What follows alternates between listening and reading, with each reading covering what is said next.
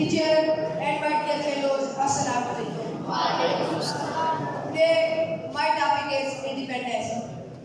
खुदा करे कि मेरी अर्ज़े बाग पर उतरे, खुदा करे कि मेरी अर्ज़े बाग पर उतरे, वो मसले उलझ से अंदेशा है सवाल न हो। यहाँ जो फूल खिले वो खिला रहे बरसों, यहाँ जो फूल खिले वो खिला रहे बरसों, यहाँ हज़ां को गुजरने की भी मजाल न हो।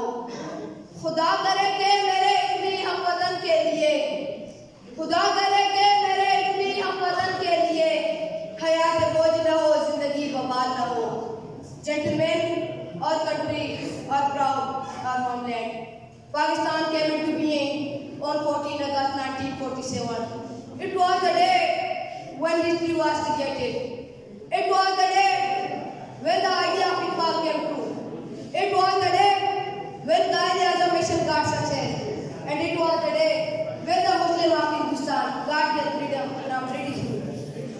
भला पूरा रहे या रब चमन मेरी उम्मीदों का, भला पूरा रहे या रब चमन मेरी उम्मीदों का, जिगर का हूद दे देकर ये बूटे मैंने पाले हैं।